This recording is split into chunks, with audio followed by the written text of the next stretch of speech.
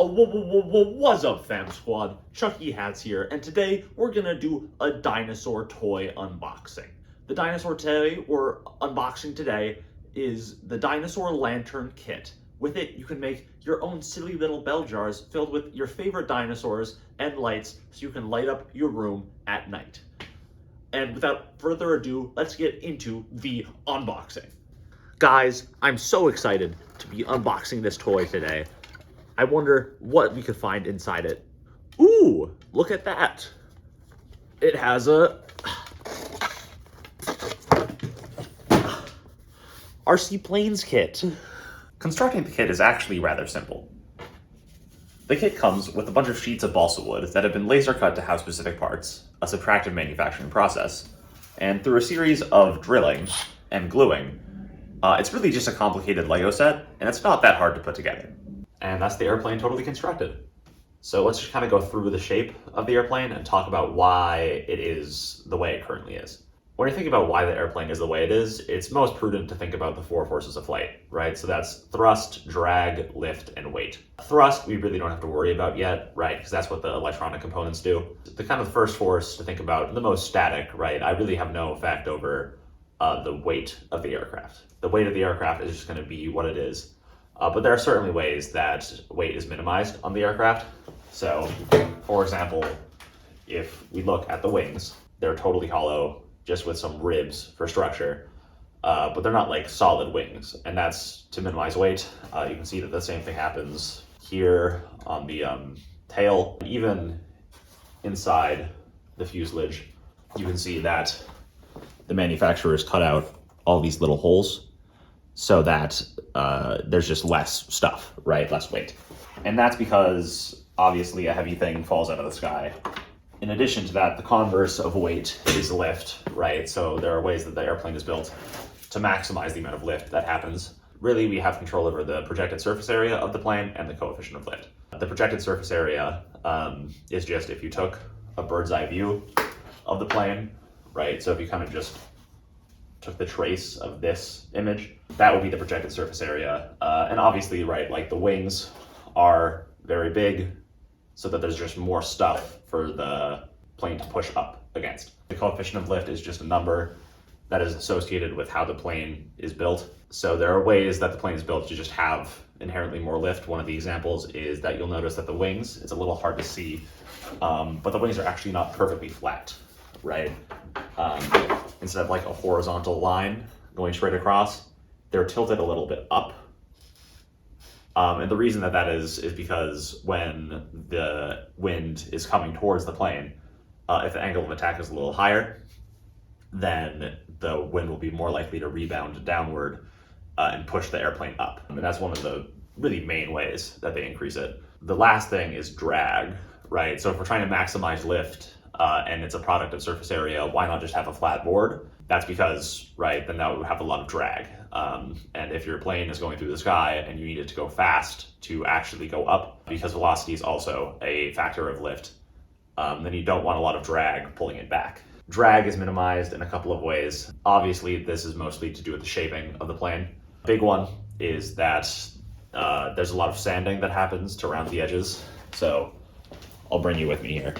You'll see that, for example, this thing here used to just be like a flat block, but a flat block induces a lot of drag, and that's because of wingtip vortices, right? So there's wind on the bottom of the airplane, and it tries to come up above, and that creates a little spiral of wind, and that pushes the airplane down, and it induces drag. It's a whole thing. What you want instead is to have these very smooth edges. Wind can very easily just come up over it and go split among this thing and come back, reform. You'll notice that most of the leading edges of the airplane are very smooth, right? They're made to be very smooth. The nose is obviously a little bit of an exception, but overall, right, it's very, very smooth.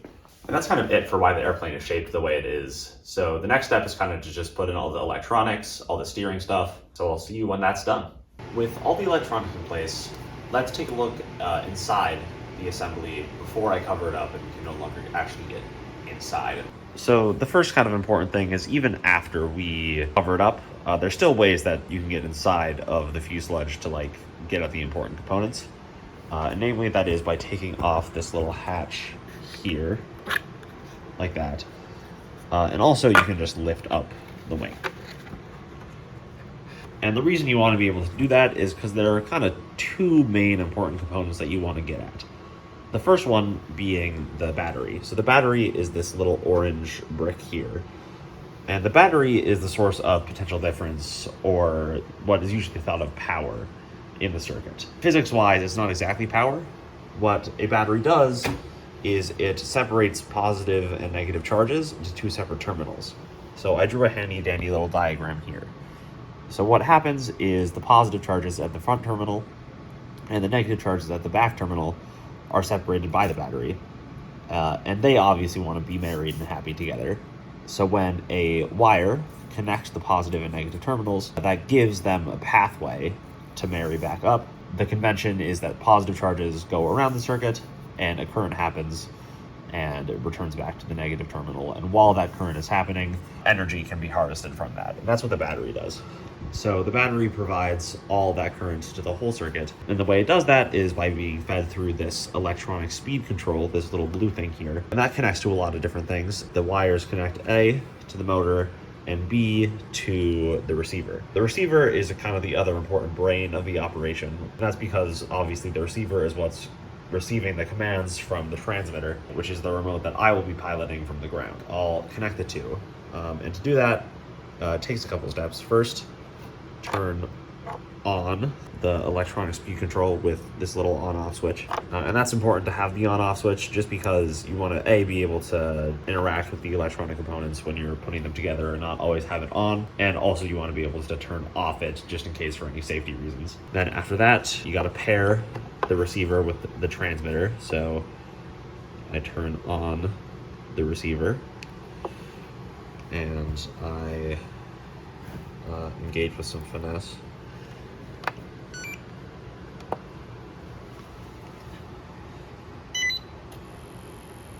And now the transmitter and the receiver are paired and it's ready to control the system. So let's go through bit by bit and talk about which thing is doing what here. First of all, the motor is controlled directly from the electronic speed control. So you can see that when I turn it on,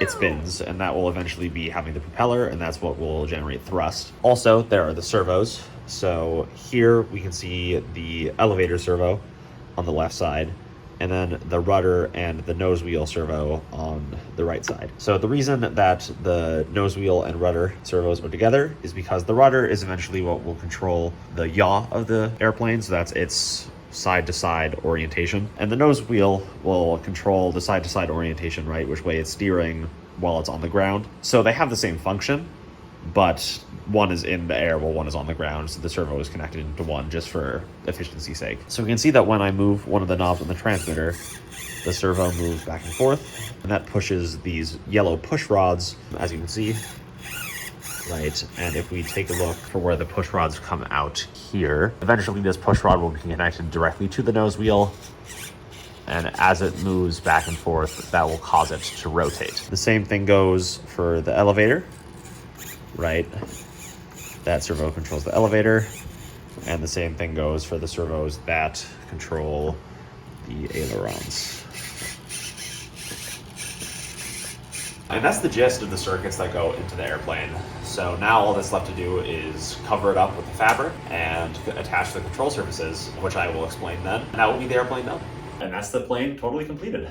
So let's go through each of the individual parts and talk about why it is how it is now. So the first and kind of most obvious thing to notice is that it's now yellow and red instead of made of wood. And that is because the covering is kind of the aesthetic part, but also it does serve some functional purpose. As the wings used to be totally hollow, now it's obviously not hollow, and these are covered, so when lift happens and the air tries to push up against the bottom of the plane, it actually has something to push up against. But that's really all the covering does. Also, I suppose some waterproofing, but it's not that wet outside when you usually fly a plane. That is kind of the main purpose. As you can see, the top I made yellow, and the bottom I made red. And that's just kind of to tell the difference between what is the top and the bottom. When you're actually flying the plane, it gets shockingly hard to differentiate. Working from the front to the back, the first thing is that the propeller is now actually on. So if I uncup the throttle and I start pushing it, you can see that it would generate thrust. At the moment, I don't really want it to generate too much thrust in my basement, so I won't let it. And the other part that was added is the control surfaces. These are the ailerons here, which you can see if I move. The elevator, which is back here, which I can move like that. And the rudder up here, which moves like that. And the rudder also controls the nose gear. The way that the control surfaces work is that, for example, with the ailerons, when they're flat and normal, right, it generates a consistent lift on both sides. But when you turn them, that one goes up and that one goes down. So what happens is when the lift tries to push up against the wing, it pushes up unevenly, and in doing so, there's more force pushing up on one side and a torque is generated, which rotates the plane. The different control surfaces are placed where they are so that that torque rotates it in a different way. So the ailerons, you can imagine, it pushes up on the wing, and so it rolls from side to side. The elevator makes it so it pushes up on the tail, so it pitches up and down. So pitch up, the airplane is gonna tilt upward, right? So it faces more up, and then pitch down is going to face more down. And then finally the rudder, it's going to push against this part of the stab, and so it's going to yaw the plane, right? So make it go from side to side. And that is the airplane completed. So now all there's left to do is go out and fly it. All right, well, I've set everything up, so now all there's left to do is try to let it fly. All right, well.